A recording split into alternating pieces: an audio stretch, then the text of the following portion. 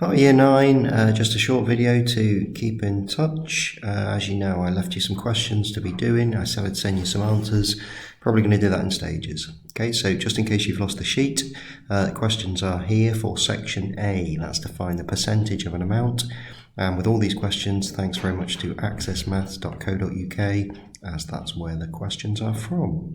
So pause the video if you don't have them. Make sure you try them first. When you think you've had a good enough go, let's have a look at the answers to the first section A. Okay, so I've put my answers up on the screen. In red is the calculation that I've used for each question, and in green is the final answer.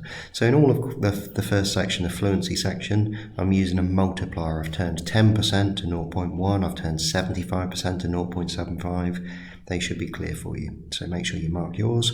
Email me if you're not sure about anything. The reasoning question, a couple of ways you could turn that 7/25 to a percentage, comes out as 28%.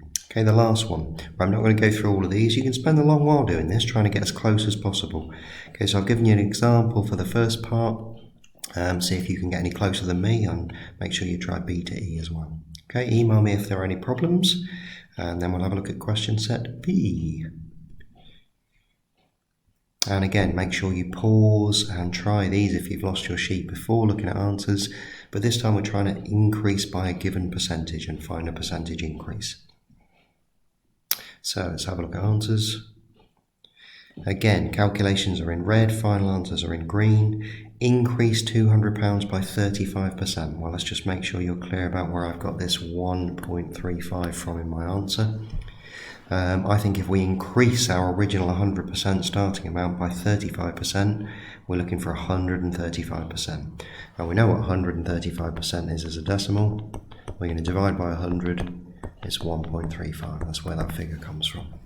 So check through your answers. The reasoning question is the first time that you're going to need the percentage change formula.